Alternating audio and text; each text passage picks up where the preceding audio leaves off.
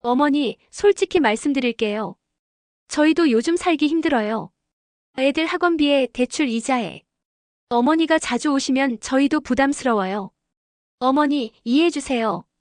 요즘 물가도 비싸고, 어머니 혼자 드실 반찬이라도 해드리려면 장보기도 따로 해야 하고, 한 사람 더 챙기는 게 쉬운 일이 아니에요. 안녕하세요, 여러분. 오늘은 정말 마음이 아프면서도 한편으로는 통쾌한 이야기를 들려드리려고 합니다. 70세 김순자 할머니의 이야기입니다. 순자 할머니는 평생을 남편과 함께 작은 구멍가게를 운영하며 성실하게 살아오셨습니다. 두 아들을 키우느라 본인은 한 번도 제대로 된 옷 한 벌 사 입어보지 못했고, 맛있는 것도 항상 아이들 먼저였죠. 특히 큰아들 민수와 며느리 지영이에게는 정말 많은 것을 해주셨습니다. 결혼할 때도 전세금을 마련해 주시고, 손자 태어나면 산후조리까지 도맡아서 하셨거든요. 그런데 5년 전 남편이 갑작스럽게 세상을 떠나시면서 할머니의 삶이 완전히 바뀌었습니다. 가게도 정리하고 혼자가 되신 거죠. 그때부터 며느리 지영의 태도가 조금씩 변하기 시작했습니다. 어머니, 이제 혼자 사시기 힘드시죠? 우리 집에 가끔 오셔서 밥이라도 드세요. 처음에는 정말 고마웠습니다. 혼자 밥 해먹기가 서러워서 가끔 큰아들 집에 갔거든요. 하지만 시간이 지날수록 며느리 지영의 태도는 점점 차가워졌습니다. 처음에는 어머니 오셨네요. 밥 드셨어요? 하며 반겨주더니 이제는 할머니가 오셔도 인사도 제대로 안 하더군요. 아, 또 오셨네요. 이런 식으로 말하는 거예요. 순자 할머니는 눈치가 보여서 점점 발걸음이 뜸해졌습니다. 그런데 어느 날 정말 배가 고파서 큰아들 집에 갔어요. 하루 종일 라면 하나만 먹고 있었거든요. 혼자 밥하기가 너무 서럽고 큰 솥에 밥 해봤자 며칠째 같은 밥만 먹게 되니까요. 지영아, 나 밥 좀. 그런데 며느리 지영이 한숨을 푹 쉬더니 이렇게 말하는 거예요. 어머니, 솔직히 말씀드릴게요. 저희도 요즘 살기 힘들어요. 애들 학원비에 대출 이자에. 어머니가 자주 오시면 저희도 부담스러워요. 순자 할머니는 그 말에 가슴이 쿵 내려앉았습니다. 내가 뭘 그렇게 많이 먹는다고. 어머니, 이해해주세요. 요즘 물가도 비싸고, 어머니 혼자 드실 반찬이라도 해드리려면 장보기도 따로 해야 하고, 할머니는 더 이상 말할 수가 없었습니다. 그날 밤 순자 할머니는 잠을 이룰 수가 없었습니다. 내가 그렇게 짐이 되나? 평생 저 아이들을 위해 살았는데. 며느리 말이 아주 틀린 건 아니었어요. 요즘 정말 물가도 비싸고 젊은 사람들 살기도 힘든 게 사실이니까요. 하지만 그래도 너무 서운했습니다. 다음 날부터 할머니는 아예 큰아들 집에 가지 않았어요. 혼자서 라면도 끓여 먹고 김치찌개도 끓여 먹으면서 지냈죠. 그런데 한 달쯤 지났을까요? 갑자기 며느리 지영이에게서 전화가 왔어요. 어머니, 요즘 안 오시네요? 혹시 어디 아프신 건 아니죠? 순자 할머니는 마음이 좀 누그러졌습니다. 아, 그래도 걱정은 해주는구나. 아니야, 괜찮아. 그냥 너희 부담 주기 싫어서. 아이고, 어머니. 그게 아니라, 사실 다음 주에 저희 친정어머니가 오시거든요. 한 달 정도 계실 예정인데, 어머니가 평소에 하시던 대로 가끔 오셔서 도와주시면. 할머니는 그제서야 깨달았습니다. 자신을 걱정해서 전화한 게 아니라 일손이 필요해서 부른 거였어요. 며느리의 친정어머니가 와서 대접해야 하니까 시어머니인 자신이 와서 미치를 도와달라는 거였죠. 순자 할머니는 그래도 마음을 다잡고 며느리를 도와주기로 했습니다. 그래, 가족인데 뭐. 친정어머니 오시면 신경 쓰일 수밖에 없지. 다음 주 월요일 할머니는 일찍부터 큰아들 집에 갔어요. 시장에서 좋은 재료들도 사가지고 말이죠. 며느리 지영이가 반겨주더군요. 어머니, 고맙습니다. 우리 엄마가 오늘 오시거든요. 어머니가 음식 솜씨가 좋으시니까 좀 도와주세요. 할머니는 하루 종일 부엌에서 음식을 준비했어요. 갈비찜도 하고 전도 부치고 나물도 무치고 정말 정성껏 준비했죠. 저녁 때 며느리의 친정어머니가 오셨어요. 지영이는 그 앞에서 완전히 다른 사람이 되더군요. 엄마 어서 오세요. 갈비찜 해놨어요. 어머니가 좋아하시잖아요. 모든 음식을 자신이 한 것처럼 말하는 거예요. 순자 할머니는 그냥 구석에서 설거지만 하고 있었는데 친정어머니가 말했어요.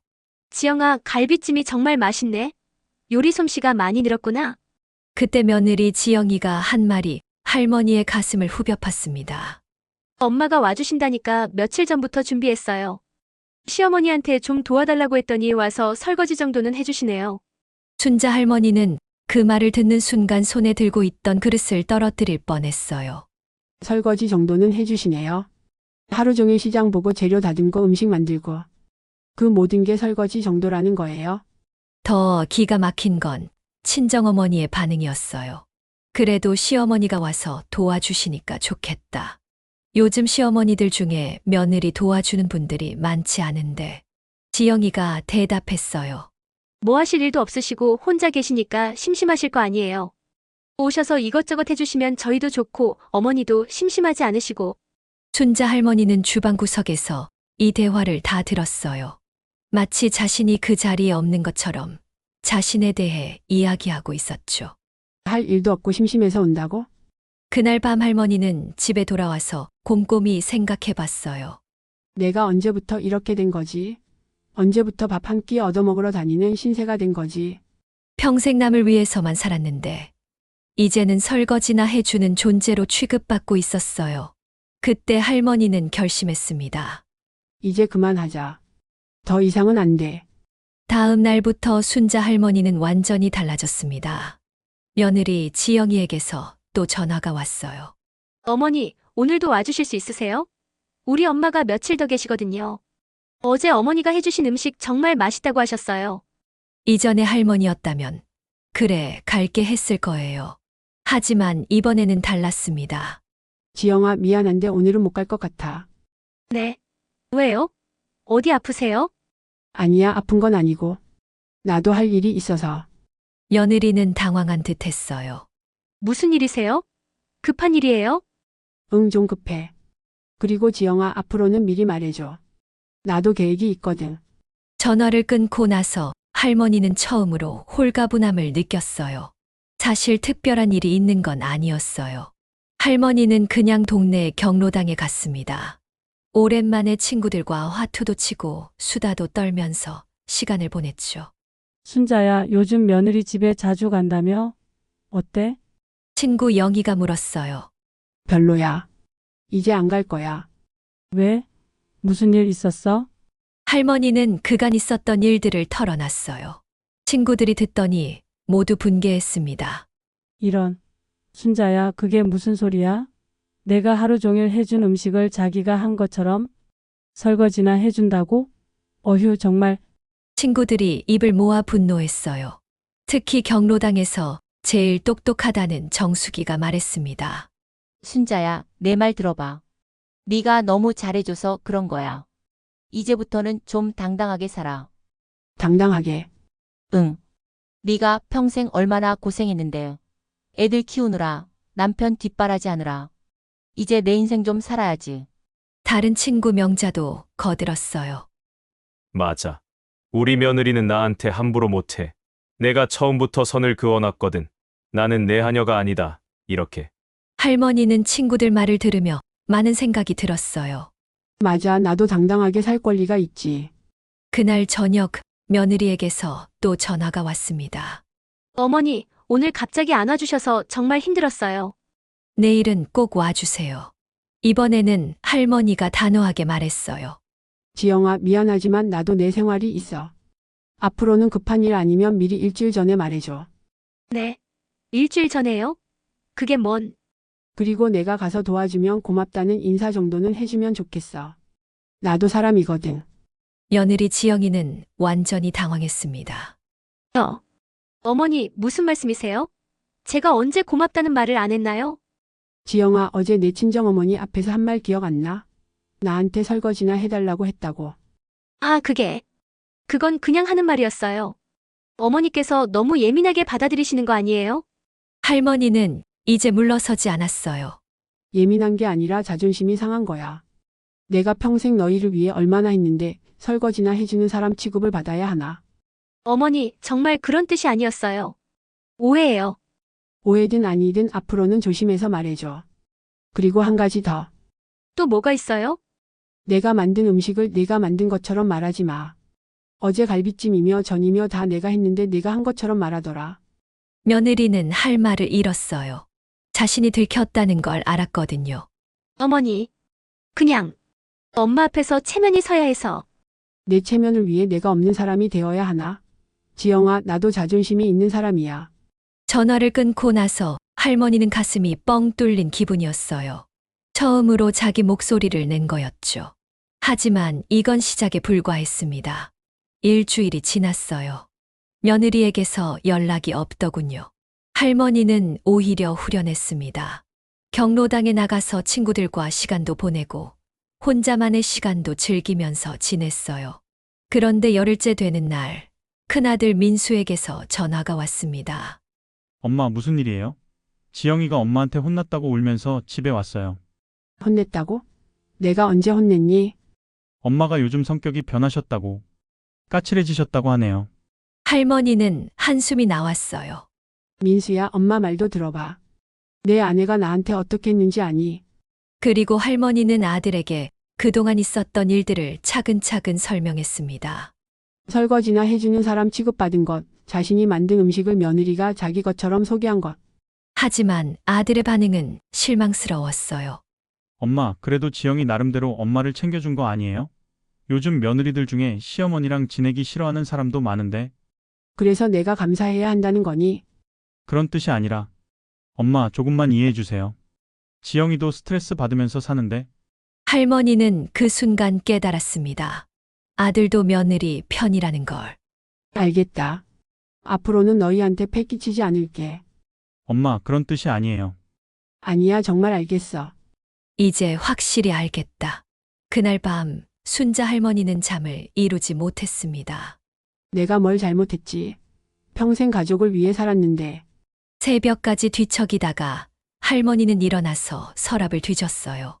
오래된 통장들과 서류들이 나왔습니다.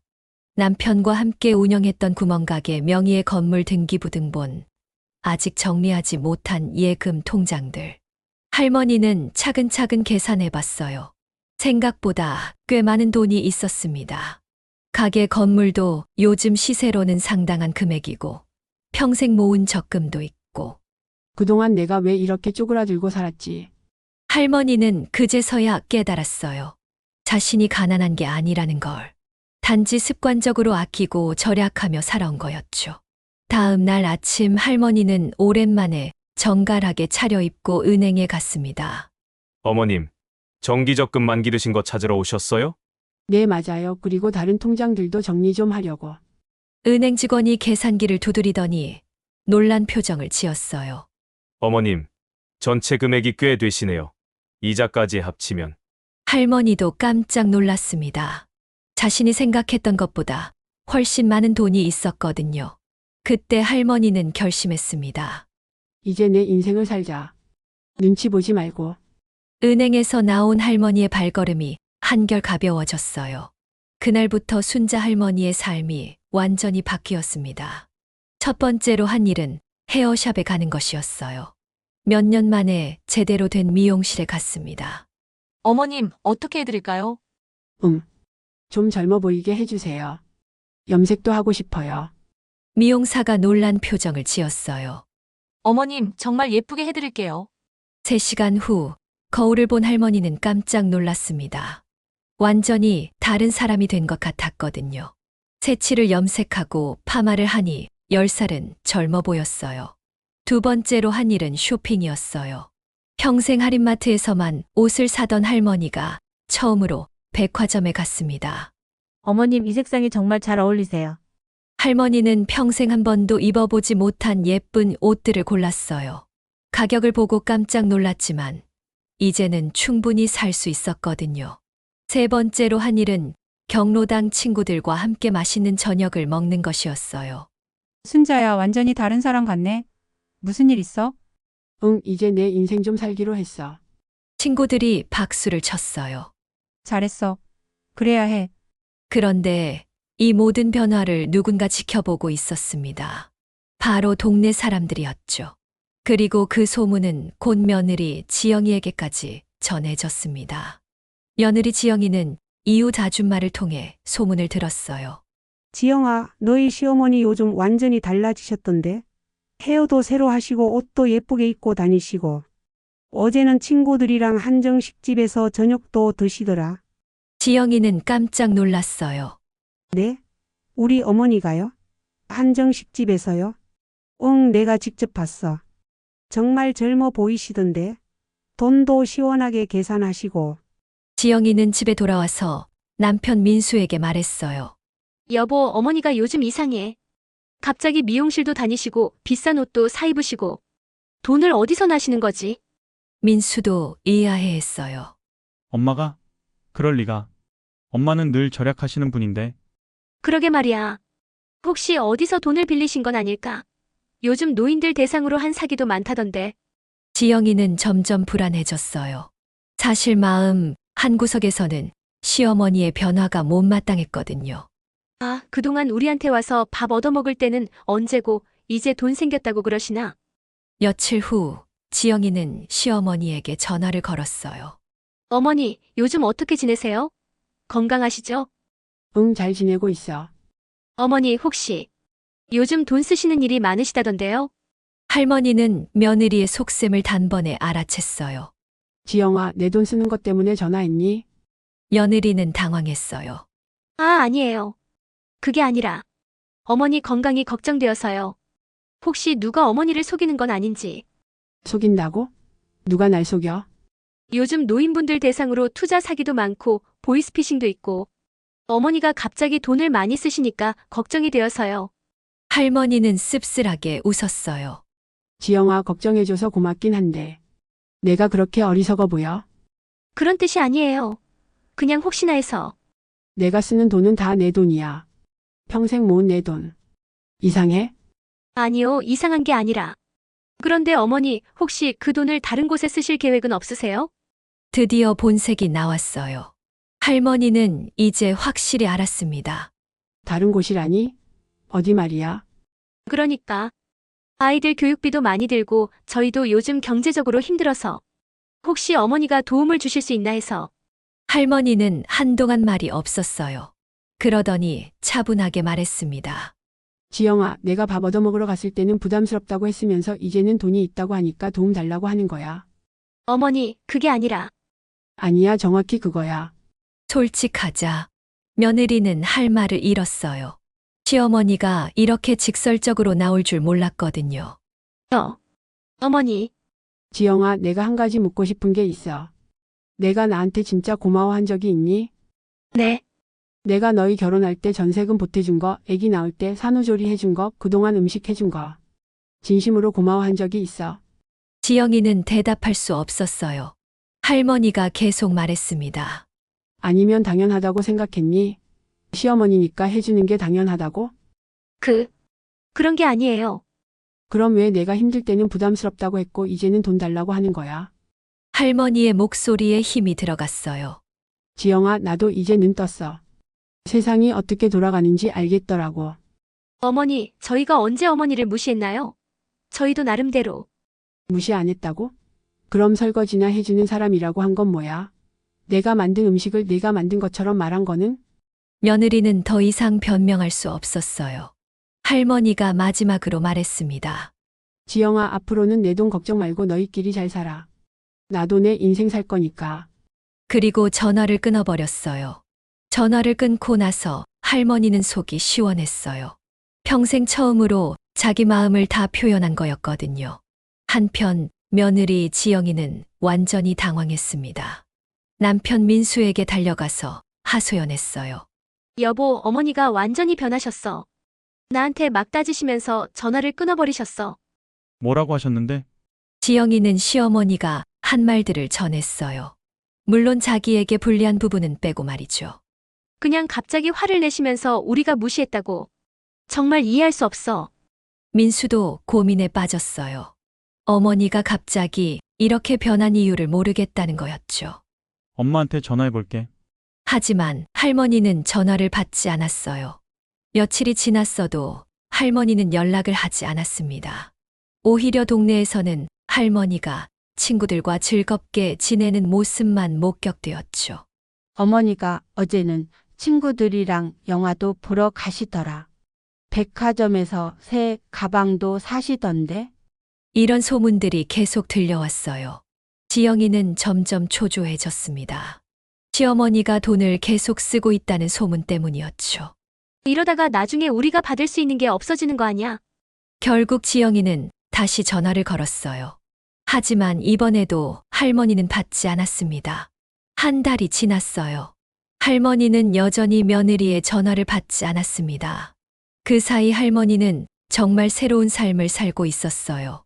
친구들과 부산 여행도 다녀오고 문화센터에서 요가 수업도 듣기 시작했죠. 순자야, 완전히 다른 사람 같아. 정말 멋져 보여. 고마워. 이제야 내가 누구인지 알겠더라고. 한편 며느리네 집에서는 큰 문제가 생겼어요. 아이들 학원비와 대출 이자 때문에 경제적으로 정말 힘들어진 거였죠. 여보, 어머니한테 좀 도움을 요청해야 할 것 같아. 이번 달 학원비가. 엄마가 전화를 안 받으시는데 어떡해? 지영이는 결국 시어머니 집에 직접 찾아가기로 했어요. 지영이가 시어머니 집 앞에 서 있을 때 할머니가 예쁘게 차려입고 나오는 모습을 봤어요. 어머니, 할머니는 며느리를 보고도 놀라지 않았어요. 왜 왔니? 어머니, 전화를 안 받으셔서. 혹시 어디 가시는 길이에요? 응, 친구들이랑 점심 먹으러 가려고. 지영이는 할머니의 달라진 모습에 깜짝 놀랐어요. 완전히 다른 사람 같았거든요. 어머니, 잠깐만 얘기할 수 있을까요? 무슨 얘기? 저희가 요즘 많이 힘들어서요. 어머니께 도움을 좀 요청하려고. 할머니는 시계를 보더니 말했어요. 지영아, 나 늦었어. 친구들이 기다리거든. 어머니, 정말 급한 일이에요. 급한 일? 내가 밥 얻어먹으러 갔을 때는 부담스럽다고 하더니 이제는 내가 급하다고? 지영이는 할 말을 잃었어요. 어머니, 그때는 제가 잘못 생각했어요. 이제는 정말 어머니가 필요해요. 할머니는 고개를 저었어요. 지영아, 늦었어. 그때 진심으로 나를 가족으로 대했다면 지금이라도 도와줄 수 있었을 텐데. 할머니는 며느리를 뒤로 하고 걸어가기 시작했어요. 어머니. 지영이가 뒤에서 불렀지만 할머니는 돌아보지 않았습니다. 그날 이후로 할머니는 완전히 새로운 삶을 살기 시작했어요. 작은 원룸을 하나 더 얻어서 가끔 서울에 올라와 문화생활도 즐기고 평생 못 해본 여행도 다녔습니다. 친구들과 함께 제주도도 가고 경주도 가고 정말 자유롭게 살았어요. 6개월 후 며느리에게서 문자가 왔어요. 어머니, 민수가 회사에서 잘렸어요. 정말 힘들어요. 도와주세요. 하지만 할머니는 그 문자를 보고도 답장하지 않았어요. 대신 친구들에게 말했죠. 이제야 진짜 내 인생이 시작된 것 같아. 그렇게 순자 할머니는 70세에 새로운 인생을 시작했습니다. 누구의 눈치도 보지 않고 누구에게도 구걸하지 않으면서 말이죠. 1년이 지났어요. 할머니는 정말 행복하게 살고 있었습니다. 여행도 다니고 새로운 취미도 생기고 진짜 친구들과 의미 있는 시간을 보내면서 살았어요. 어느 날 동네에서 아들 민수를 만났어요. 엄마, 민수는 많이 초라해 보였어요. 살도 빠지고 얼굴도 어두워져 있었죠. 민수야, 안녕. 엄마, 저희가 잘못했어요. 엄마한테 너무 심하게 했어요. 할머니는 아들을 보며 마음이 좀 아팠어요. 하지만 예전처럼 쉽게 마음이 약해지지는 않았습니다. 민수야, 이제 와서 후회해도 늦었어. 엄마, 한 번만 더 기회를 주세요. 지영이도 많이 반성하고 있어요. 반성? 힘들어지니까 반성하는 거지 진짜 반성은 아니야. 할머니는 아들을 보며 말했어요. 민수야, 엄마가 힘들 때 네가 엄마 편을 들어줬으면 달랐을 거야. 하지만 넌 아내 편만 들었잖아. 엄마, 이제 너희끼리 잘 살아. 엄마는 엄마대로 잘 살 거니까. 순자 할머니의 이야기가 동네에서 화제가 되었어요. 시어머니가 며느리한테 당하고만 살 필요 없다. 70세에도 새로운 인생을 시작할 수 있다. 많은 어르신들이 할머니의 이야기를 듣고 용기를 얻었습니다. 할머니는 지금도 건강하고 행복하게 살고 있어요. 경로당에서는 다른 할머니들에게 이런 조언을 해주곤 하죠. 자식들 눈치 보지 말고 당당하게 살아요. 우리도 우리 인생이 있잖아요. 그리고 덧붙여 말했어요. 평생 남을 위해 살았으면 이제는 나를 위해 살 권리가 있어요. 나이가 들었다고 해서 무시당할 이유는 없어요. 순자 할머니의 복수는 거창한 것이 아니었어요. 그냥 당당하게 자기 인생을 사는 것이었죠. 그것이야말로 가장 완벽한 복수였습니다.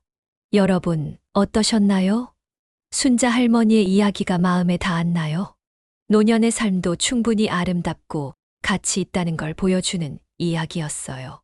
더 많은 시니어들의 감동적인 이야기가 궁금하시다면 노후사 연극장 구독과 좋아요 부탁드려요. 다음에는 또 어떤 이야기로 찾아뵐까요? 노후사 연극장이었습니다. 감사합니다.